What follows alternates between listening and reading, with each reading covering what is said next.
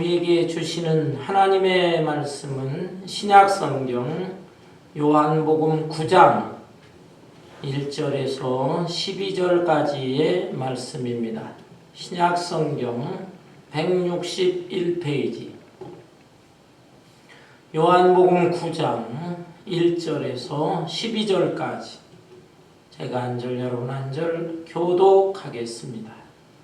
예수께서 길을 가실 때에 날 때부터 맹인된 사람을 보신지라.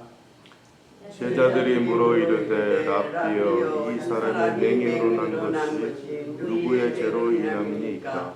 자기니까 그의 부모이니까? 예수께서 대답하시되 이 사람이나 그 부모의 죄로 인한 것이 아니라 그에게서 하나님이 하시는 일을 나타내고자 하심이라. 때가 아직 낮음에 나를 보내신 이의 일을 우리가 하여야 하리라. 밤이 오리니 그때는 아무도 일할 수 없느니라. 내가 세상에 있는 동안에는 세상의 빛이로라. 이 말씀을 하시고 땅에 침을 뱉어 기름을 이겨 그의 눈에 밝히고 이르시되 실로암 못에 가서 씻으라 하시니 실로암은 번역하면 보냄을 받았다는 뜻이라. 이에 가서 씻고 밝은 눈으로 왔더라.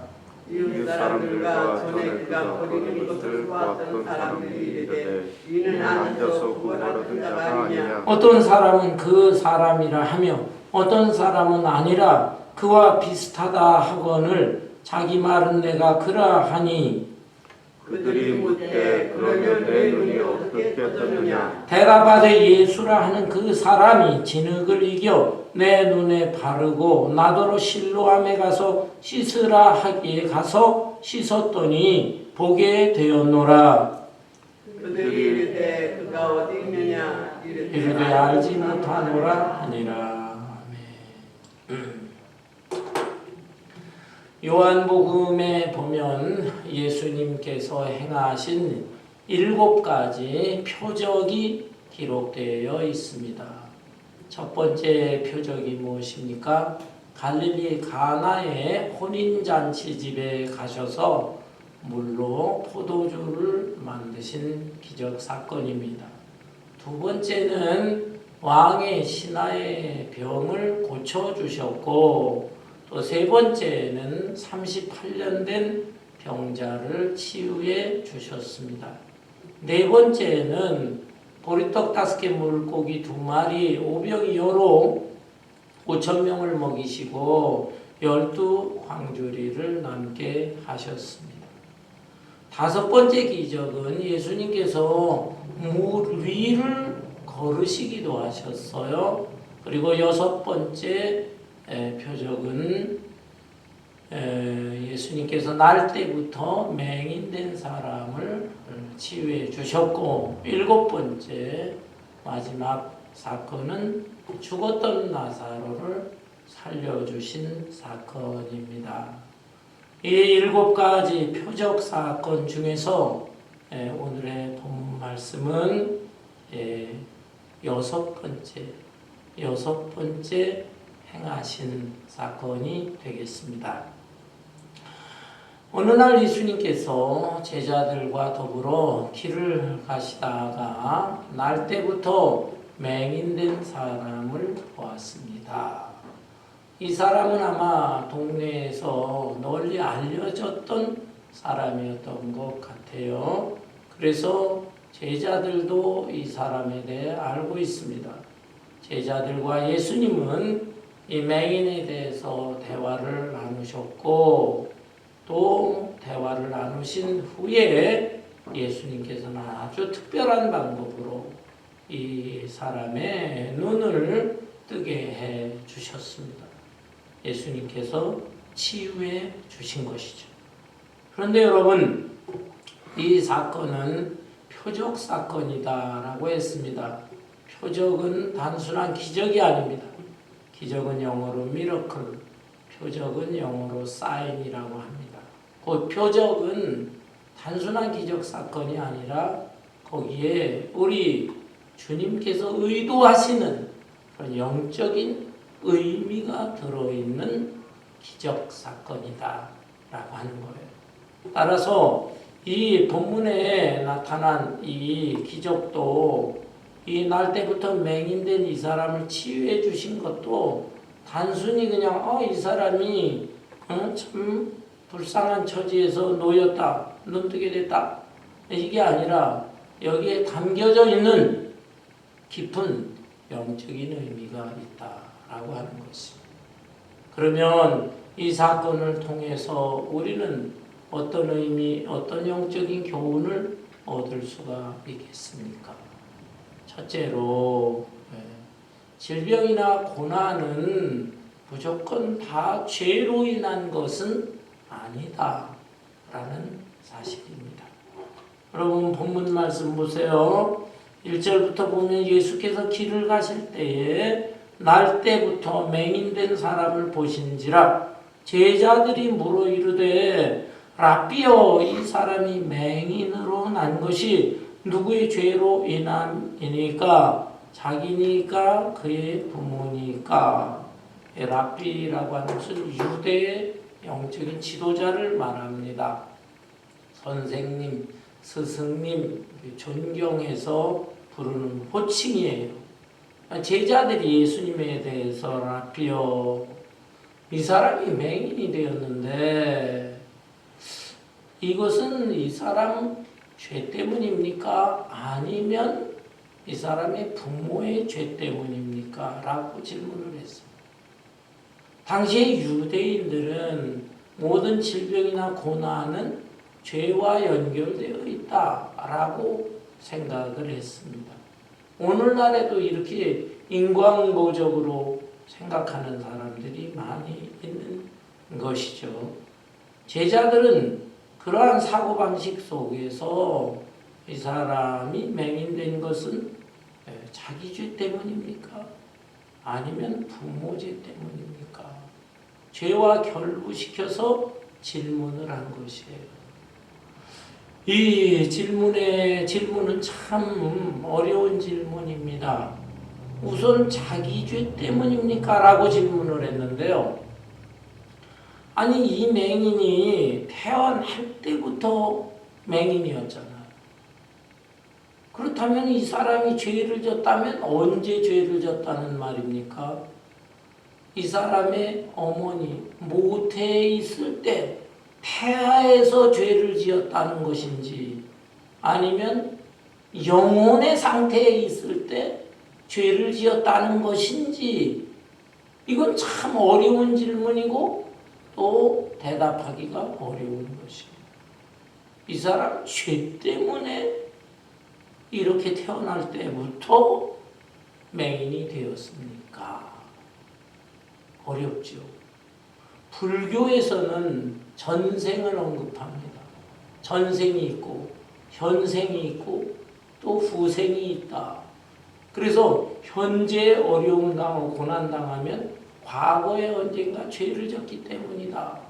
심지어 본문처럼 태어날 때부터 문제가 있는 이런 생명은 그 이전에 전생이 있어서 전생에 무슨 죄를 져서 태어날 때부터 이렇게 된 것이다 해석을 합니다.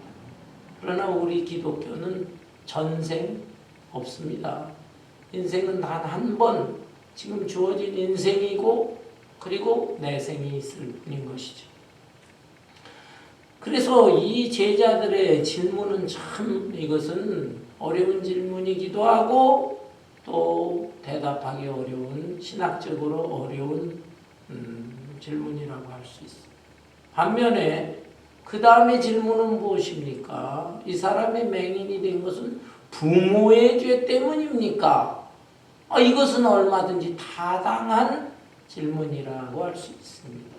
왜냐하면 부모가 도덕적으로 문란한 생활을 하든지 또 자기가 위생적으로 청결하지 못한다든지 또는 자기 몸을 갖다 술, 담배를 하고 관리를 잘못하든지 라고 할 때는 자녀들이 태어날 때 이렇게 장애가 있든지 기형적으로 태어나든지 하는 경우가 있을 수가 있지요. 그래서 이것은 아주 합리적이고 타당한 질문이라고 할 수 있습니다. 그러나 여러분, 모든 질병이나 또 모든 고난이 다 제자들 생각하는 것처럼 죄로 인한 것은 아닙니다. 물론 죄로 인한 질병도 있어요. 요한복음 5장에 보면 예수님이 38년 된 병자를 고쳐주셨어요. 병자를 고치신 후에 이 병자에게 너는 다시는 죄를 짓지 말라. 이보다 더 심한 것에 걸릴 수가 있으니까 다시는 죄를 짓지 말라 당부하셨어요. 이렇게 볼 때 이 38년 된 병자의 질병은 죄로 인하여 생긴 질병이라고 할 수가 있습니다. 그렇지만 모든 게 다 그런 것은 아니다 라고 하는 것입니다. 하나님께서는 죄값으로 당하는 이 고난뿐만 아니라 연단을 주시기 위해서 고난을 주시는 경우가 있어요. 온실 속에 있는 화초처럼 그렇게 온순하게 자라기보다는 비바람 눈보라 속에서도 꼿꼿하게 견디고 푸르름을 유지할 수 있는 소나무처럼 강인한 그런 믿음의 사람으로 살아라 라고 하는 뜻에서 하나님이 연단으로 질병이나 고난을 주시는 경우도 있다라고 하는 사실입니다. 따라서 여러분, 어려움 당한 사람, 질병이나 또 인간적인 눈으로 볼 때 불행을 겪고 있는 사람들을 볼 때 저 사람 무슨 죄를 져서 저렇게 됐노? 이런 생각은 버려야 합니다. 고난은 신비적인 문제인 것입니다. 자, 그런데 오늘 이 본문에 보면은 예수님께서 이 제자들의 질문에 대해서 답변이 참 특이합니다. 이 사람이 맹인이 된 것은 자기 죄 때문도 아니고 또 부모의 죄 때문도 아니고 하나님의 하시고자 하시는 뜻을 나타내고자 합니다. 3절 예수께서 대답하시되 이 사람이나 그 부모의 죄로 인한 것이 아니라 그에게서 하나님이 하시는 일을 나타내고자 하심이라. 그러니까 하나님의 굉장히 깊고 또 높으신 뜻이 있다는 거예요. 그 뜻을 이루기 위해서 복음 전파를 위하고 전도와 선교의 역사를 이루고 하나님 나라의 큰 확장을 이루기 위해서 하나님이 일부러 이 사람에게 이런 고난을 주셨다라고 하는 뜻이 되는 것입니다. 하나님이 하시고자 하시는 뜻을 이루고자 하십니다. 본문 계속해서 볼까요? 4절에 보면 때가 아직 낮음에 나를 보내신 이의 일을 우리가 하여야 하리라. 밤이 오리니 그때는 아무도 일할 수 없느니라. 내가 세상에 있는 동안에는 세상의 빛이로라. 때가 아직 낮이다 라고 하신 말씀은 내가 지금 아직 일할 수 있는 시간이 남아있다는 뜻이에요. 이제 밤이 올 것이다. 밤에는 일을 할 수가 없는 거예요. 곧 이 말씀은 예수님께서 이 땅에 오셔서 말씀을 전하시고 질병을 고쳐주시고 가난한 자를 돌보시고 이런 예수님이 하셔야 할 일이 남아있는 것이고 밤이 온다는 것은 십자가의 죽음을 말하는 것입니다. 십자가의 죽음까지 아직 기간이 있는데 그 기간 안에 나는 일을 해야 되겠다. 그 일이 무엇이냐? 복음 전하고 가난하고 소외하는 사람을 도우시고 하나님 나라를 전파하시고 하나님 나라를 이루시고 하는데 아직도 낮 시간이니까 내가 이 병자를 고쳐야 되겠다 라고 하는 말씀. 결과적으로는 어떻게 됐습니까? 이 사람은 치유를 받게 되고 또 치유를 받았을 때 사람들이 이 사람을 보면서 이 사람 그 소경 맞나? 소경인가? 어떤 사람은 눈뜬 모습을 보면서 아니야, 비슷하게는 생겼는데 딴 사람인가 봐. 본문이 후반부에 나와 있잖아요. 그런데 이 사람이 고백합니다. 내가 바로 당신들이 알고 있었던 그 소경 거지 그 사람입니다. 그럼 누가 눈뜨게 했느냐? 예수라고 하는 사람이 나를 이렇게 눈뜨게 해 주었습니다. 많은 사람들이 감탄했을 거예요. 그리고 그 예수 구약 성경에 보면은 여러 기적이 나오지만은 눈먼 소경이 눈 뜨는 기적 그건 언급이 되어 있지는 않아요. 그래서 소경이 눈 뜬다고 하는 것은 기적 중에 기적이다 이렇게 생각들을 하고 있었습니다. 그런데 그 일을 예수님께서 행하셨으니까 일반 백성들로서는 우와 그 예수가 하나님이 보낸 메시아가 아닐까 이렇게 생각을 하고 복음이 전해지는 전도의 효과가 나타나게 됩니다. 물론 이 본문 말씀 후에 보면 바리새인들을 비롯한 몇몇 사람들 마음이 병들고 꼬부라진 사람들이 나옵니다.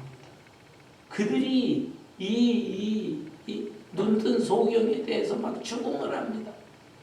누가 너를 눈뜨게 했느냐? 나는 이 예수라고 얘기했다. 그 예수가 너를 안식일날 눈뜨게 했다.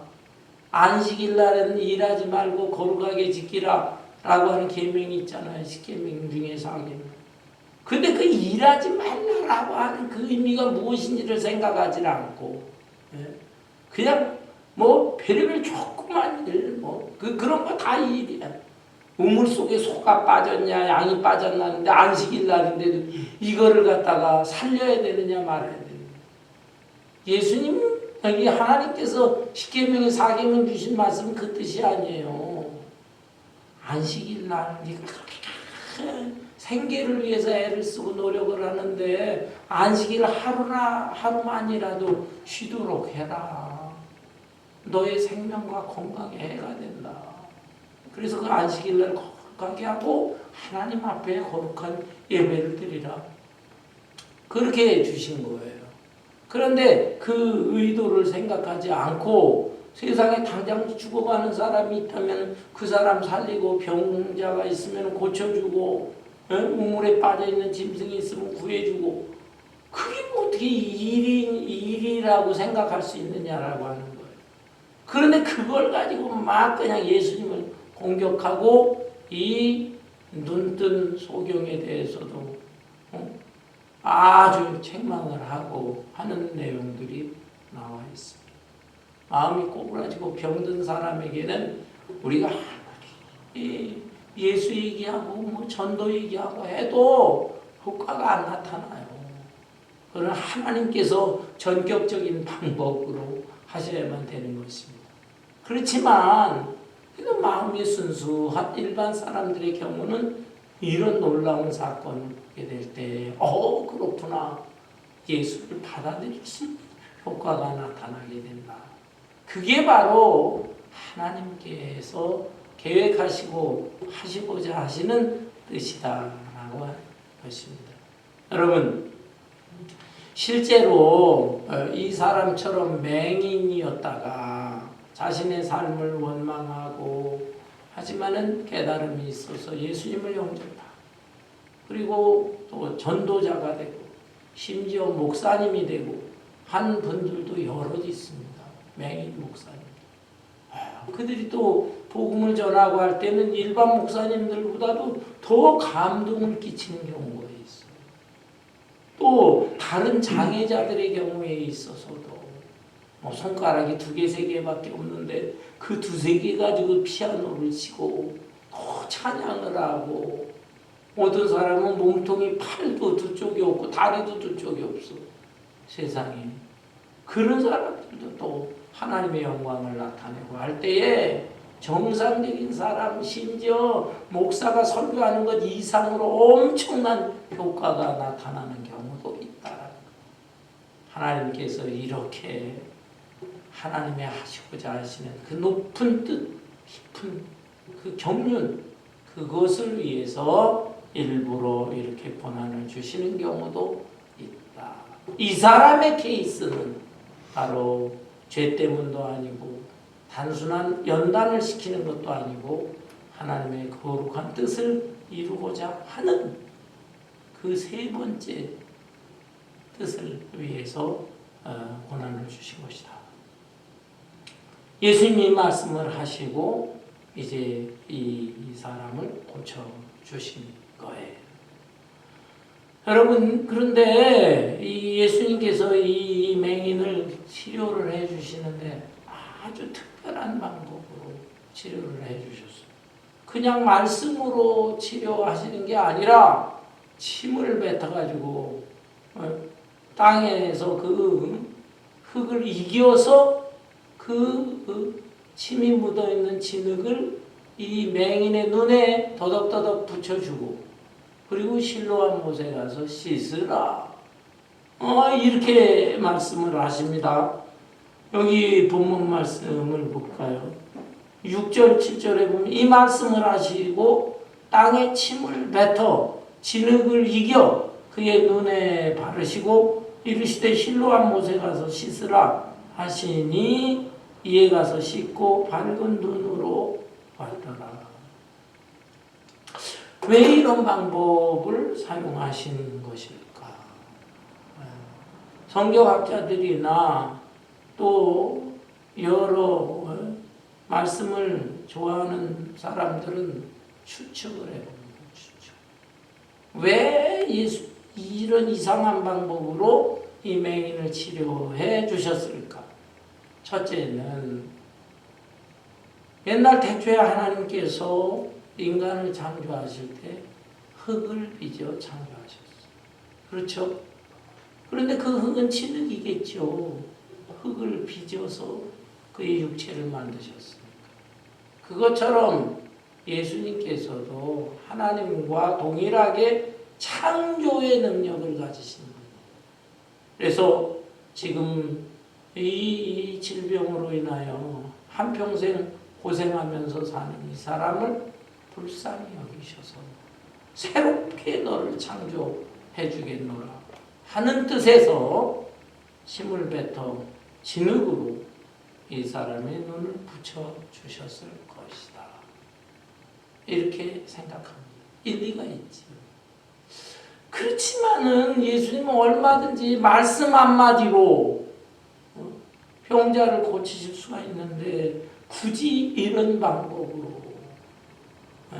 좀 위생적으로도 그렇잖아요. 침 뱉어가지고 뭐 진흙으로 이런 방법으로 치유를 해 주셨을까 의문이 남는 건 사실입니다.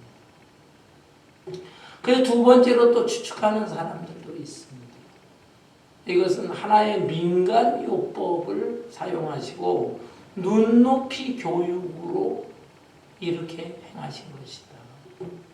제가 어린 시절 시골에서 자랐거든요. 그런데 동네 아이들하고 놀다 보면 다칩니다. 팔도 다치고 다리도 다치고 여기저기 까지고 그런 경우에는 집에 와서 약을 바르진 않고 너무 노는 게 재밌으니까 침을 발라가지고 아픈데 까진데 그런데 바르고 그리고 흙도 고운 흙을 가지고 적당히 다 그냥 발라버려요. 그럼 신기하게 낫습니다. 나요. 또 어른들의 경우도 농사일을 하고 뭐 풀에 베기도 하고 나뭇가지에 찔리기도 하고 그러면은 급한 경우에는 그냥 어른들 침 발라버리고 그냥 흙을 다 뿌려버리고 그래요. 그런 경우에 웬만한 것들은 다 낫어. 물론 잘못되게 되면 그게 덫이 나가지고 그 균이 들어가가지고 큰 문제가 발생을 하지만 대부분 경우는 또 그냥 무난하게 생활을 해요. 그 침이나 흙 속에 무슨 소독 효과가 있는지 있는지는 그건 의학적으로는 잘 모르지만은 이렇게 생활을 했습니다. 옛날 사람들. 2000년 전에 유대 땅에도 이런 식으로 생활했던 하나의 민간요법식으로 생활했던 그런 풍토가 있었던 것 같아요. 그래서 예수님께서 이 사람을 얼마든지 말씀 한마디로 눈을 뜨게 해주실 수가 있지만 이 사람은 지금 믿음이 없는 사람이에요. 그런데 아무런 손으로 터치해주지도 않고 뭐하고 그럴 때에는 말씀만 하게 되면 이 사람의 마음이 열리지를 않을 것이다 라고 해서 예수님은 이렇게 침뱉은 흙을 가지고 눈에 붙여주시고 그리고 실로암에 가서 씻으면 나을 것이다. 그러니까 이 사람이 내 눈에 뭐가 붙었구나. 지금 이 예수님이 나의 눈을 터치했구나. 뭘 발라줬구나. 내가 나으려나 보다. 마음 문이 열리게 된다. 이게 바로 눈높이 교육이라는 것이죠. 어린 유치원 아이들에게 가르치는 거하고 중고등학생, 대학생에게 가르치는 거하고 다르잖아요.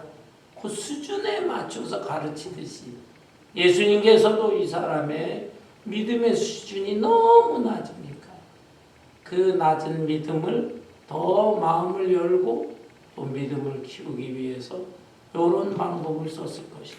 일리가 있지요. 일리가. 그렇지만 그럼에도 불구하고 굳이 이렇게 침 뱉은 흙을 가지고 덕지덕지 붙여주시고 이러셨을까? 세 번째 견해가 있습니다.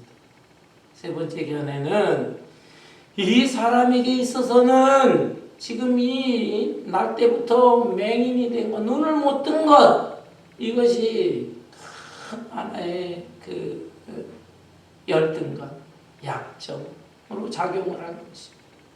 그래서 자기 스스로도 생을 얼마나 비관을 하면서 안탄하면서 살겠어요.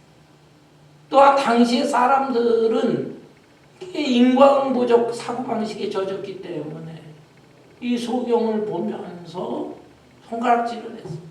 참 무슨 죄를 져서 저렇게 태어날 때부터 저 모양이야 라고 하면서 얼마나 비난을 했겠어요. 위로하고 이해해주고 격려하고 그런 사람보다는 조롱하고 비난한 사람이 더 많다 이 말이에요. 그런데 이러한 시대 또 이러한 사람들에게 예수님께서는 지금 도전을 하시고 책망을 하시고 그들을 꾸짖기 위해서 오히려 이런 방법을 썼다. 이 사람이 지금 안 못 보는 맹인인데 아예 더 확실하게 안 못 보는 사람이야 라고 하면서 눈에다가 그냥 아예 진흙을 붙여주시는 거예요. 그리고 이 사람으로 하여금 그 자리에서 고쳐주신 게 아니라 걸어다녀라. 실로암목까지의 거리가 어느 정도 될지는 모르지만 거기 가서 씻으라. 아니 고쳐주시려면 그 자리에서 당장 고쳐주시지. 거리가 있잖아요. 거리가. 그 거리에까지 가서 씻으라. 이 맹인의 모습을 생각해 보세요. 안 못 보는 맹인이요. 누더기 옷을 입은 거지요. 그런데 이제는 눈에다가 아예 그냥 침 뱉은 진흙을 갖다가 이겨서 덕지덕지 바른 상태로 비틀거리면서 지금 실로암목까지 가는 거죠. 그 모습을 사람들이 다 바라볼 때 저 꼴이 뭐야? 저 사람 하다가 저런 짓을 해. 아유 뭐 더 전보다 더 손가락질하고 비난하고 우습게 보고 무시하고 했을 거예요. 그렇지만 이런 사람이 실로암 못에 가서 눈을 씻었을 때, 야 놀라운 현상이래. 눈이 떠지잖아. 이 사람이 눈 떠졌을 때 사람들이 얼마나 충격을 받았겠어요. 한 번도 구약 시대에 소경이었다 눈 뜬 사람이 있었다는 얘기조차도 없는데 이 어마어마한 기적 사건이 일어난 것을 보면서 굉장한 도전과 충격을 받았습니다. 예수님은 바로 그 목적으로 이 사람 자신에 대해서는 너는 열등감 이걸 가지고 살지 말아라. 내 눈이 큰 약점이 되지만은 그것 때문에 너무 고통스러워하지 말아라. 네가 오히려 나를 의지해라. 나를 의지해라. 그리고 또 일반 사람들에게는 너희들이 지금 정상인으로서 이 사람 맹인이라고 손가락질하느냐? 어느 면에 너희들이 맹인이다. 육체적인 맹인은 이 사람이지만 영적인 소경은 너희들이다. 그걸 깨우치기 위해서 예수님이 이렇게 하시고, 이 사람이 눈을 탁 떴을 때 반전이 일어나잖아요. 역전의 효과가 일어나잖아요. 야, 생각해 보십시오.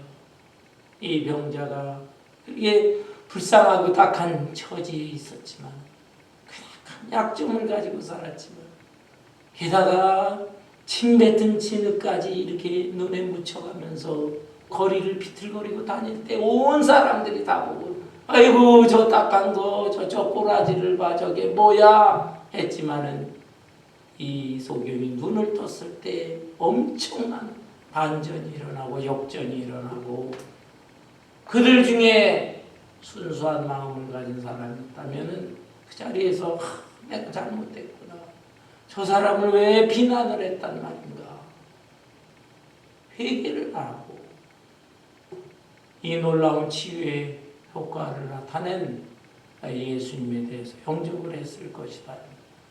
곧 하나님의 하시고자 하시는 일이 이 사람을 통해서 일어납니다.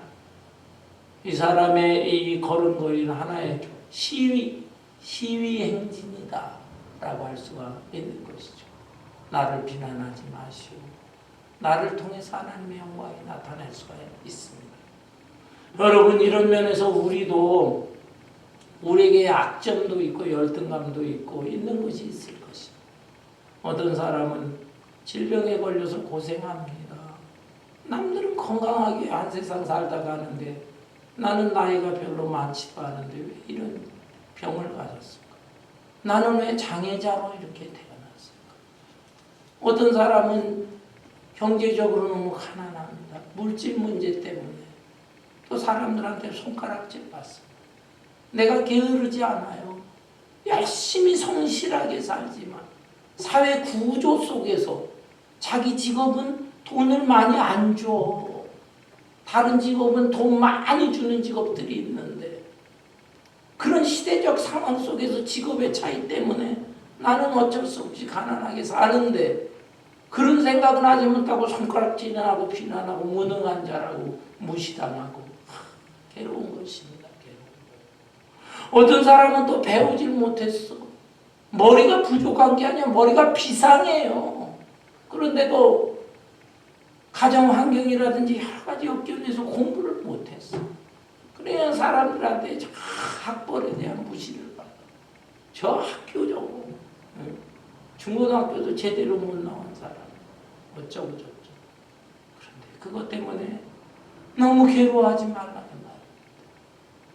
그 모습 그대로, 내 모습 그대로 주님 앞에 나오면 주님께서 그것을 오히려 반전으로 그 역전을 시켜가지고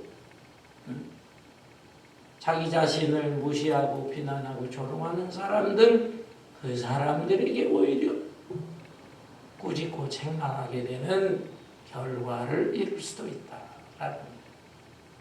여러분, 좀 어려울 수 있나요? 내용을 통해서 볼 때 우리는 첫 번째 교훈, 모든 고난과 질병, 불행을 죄값으로, 죄로 인한 것이다 생각하지 말라.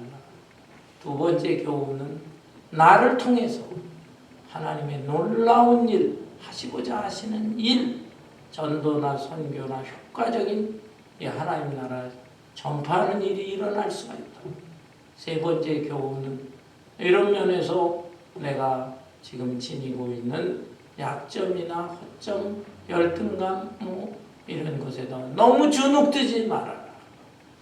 사람들 앞에도 또 이 사람이 걸어간 것처럼 당당하게 노출하면서 살 필요도 있어. 그것이 자신이 없다면 주님 앞에 나와서 내 모습이대로 나의 처지를 갖다가 고백하고 부르짖게 되면 주님께서 때가 될 때에 이 약점을 오히려 반전시켜서 다른 사람들의 입을 막으시고 오히려 하나님의 영광을 드러내게 된다라는 거예요. 네 번째 마지막 교훈이 있습니다. 이 사람은 지금 예수님으로부터 치유를 받는데 그냥 받은 것이 아니라 침뱉음 그리고 진흙 그것이 이겨바른 상태로 그것도 그 자리에서 치유받은 것이 아니라 실로암 못까지 가서 씻으라 이런 말씀을 했는데 이 말씀에 순종했다라는 순종. 저 같으면 순종 못할 것 같아요. 아니 치유를 해주시려면 똑바로 해주시지 또 치유를 안 하시면 그만두시라고. 이게 뭡니까? 더러운 침을 뱉어가지고 그걸 갖다가 아무리 눈 못 뜨는 맹인이라고 해도 눈은 눈인데 여기에다 덕지덕지 바르는 게 뭡니까? 그리고 이 자리에서 고쳐주실 것이지 나로 하여금 거리가 꽤 떨어진 실로암까지 가란 말입니까? 내가 안 못 보는 맹인인데 어떻게 걸어가란 말입니까? 저는 주님한테 반발할 것 같아요. 그런데 이 사람은 반발하지 않았습니다. 그대로 다 받아들이고 실로암 못까지. 아마 안 못 보는 사람이니까 나뭇가지 하나 꺾어서 지팽이로 삼아서 지팽이로 더듬더듬 거리면서 실로암까지 갔을 것입니다. 순종입니다. 순종. 도저히 이치적으로 이해가 되지 않지만 주님의 말씀이니까 주님의 명령이니까 제가 이유를 내지 않고 까다롭게 하지 않고 순종하겠나요? 성경에서 우리 주님이 십계명의 말씀을 주셨다면 그 계명의 말씀대로 순종하십시오. 사랑하라 했으니 사랑할 것입니다. 용서하라 용서할 것입니다. 기도하라 기도할 것입니다. 봉사하라 전도하라. 이유를 대지 말고 그때 예 알겠습니다. 순종하겠습니다. 주의 말씀이니까 제가 토달지 않고 순종하겠습니다. 라고 한다면 여기에 놀라운 이적적인 효력이 나타날 수 있을 것입니다. 아멘. 이 사람은 실로암까지 갔어. 거리가 얼마가 되는지 정확하게 알지는 못해. 실로암 못은 예루살렘 동쪽에 있는 기온이라고 하는 샘, 그 기온이라는 샘에서부터 이렇게 물을 끌어들여서 만들어진 그런 하나의 연못과 같은 것입니다. 성지순례를 가면 이걸 볼 수가 있어요. 아니 기묘하더라고요. 옛날 구약시대 히스기야 왕이 그 외부의 침략, 특별히 아수르의 침략을 막기 위해서 물이 필요하잖아요. 그래서 예루살렘 성곽을 두텁게 하고 그 대신 성 안에 물이 끊어지지 않도록 성곽 기온 샘으로부터 물을 끌어들였는데 바위돌이 바위를 다 뚫어가지고요 터널을 만들어. 터널의 그 거리가 한 550m 정도. 꽤 긴 거리입니다. 그 물이 들어와가지고 실로암 못이 이루어지게 했어. 그걸 다 바지를 걷고 우리 목사님들하고 사모님들하고 그 터널을 걸어보았습니다. 엄청나게 길게 느껴져요, 그 거리가. 근데 지금도 물이 계속 이렇게 흘러들어오는 것입니다. 이렇게 해서 이루어진 실로암 못. 그런데 예수님이 지금 이 맹인하고 어느 장소에서 대화를 하시고 실로암 못에 가서 씻으라 그랬는지는 알지 못해요. 그러니까 거리가 얼마쯤인지는 알지 못하지만 그래도 그 자리가 아니니까 실로암 못까지 걸어가서 씻으라. 이 맹인으로서는 굉장히 불편했을 것이지만 그 말씀에 순종을 했습니다. 그리고 실로암의 뜻이 뭐라고 했습니까? 7절에 이르시되 실로암 못에 가서 씻으라 하시니 실로암은 번역하면 보냄을 받았다는 뜻이다. 실로암은 문자적으로는 기온이라고 하는 샘, 그 샘물에서 보내져서 이루어진 못이다. 그러나 영적인 의미가 있습니다. 이 실로암은 바로 예수 그리스도를 상징합니다. 예수님은 하나님께서 나를 이 땅에 보내셨다. 그랬잖아요. 그렇죠? 하나님으로부터 보내심을 받은 예수님, 그리고 이 실로암 물을 마셨던 물로 치유를 받았다는 것은 곧 말씀, 예수님의 말씀을 의미하기도 하는 것이죠. 또한 이 실로암은 교회를 상징하기도 합니다. 교회. 왜 그렇습니까? 교회는 예수님을 구주로 모신 사람들이에요. 그 공동체예요. 그리고 우리들도 하나님으로부터, 주님으로부터 보냄을 받은 사람이에요.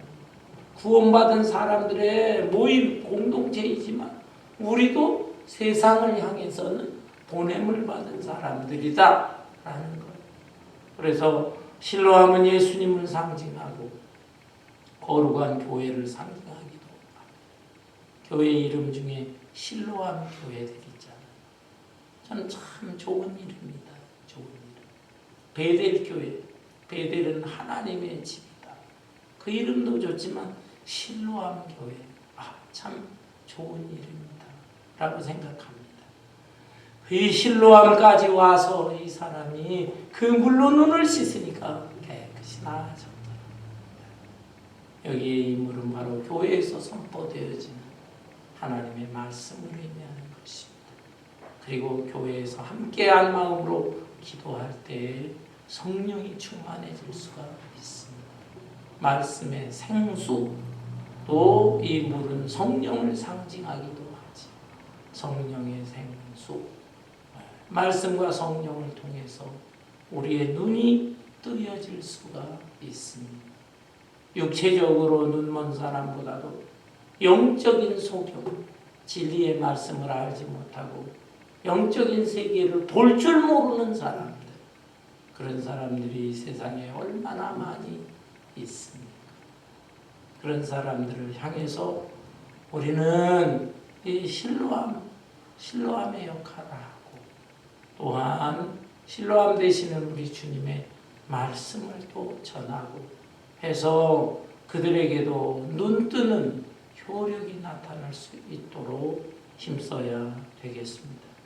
사랑하는 성도 여러분, 이 세상에 그저 돈이 최고다, 또 건강이 최고다, 또 아는 게 힘이다, 많이 배워야 한다, 육신 생활에 있어서 이런 것들이 다 필요는 하지만 이것이 다는 아니다라고 하는 거예요. 이거보다 더 중요한 하나님 나라가 있습니다. 하나님 나라의 확장을 위해서 우리는 선택받은 사람이다. 이 점을 깨닫고 우리가 좀 더 올바른 그런 가치관과 정신을 가지고 믿음을 가지고 참된 인생, 보람 있는 인생, 가치 있는 인생을 살아야 되겠습니다. 아멘. 우리 모두 다 여기에 나와 있는 이 표적의 의미를 생각하면서 주님의 은총으로 눈 떠진 그 맹인의 위치에서 눈 떠진 사람으로서 우리에게 맡겨주신 사명을 잘 감당할 수 있는 가치 있는 삶을 살아갈 수 있는 저와 여러분 되시기를 주님의 이름으로 축원합니다. 아멘. 찬송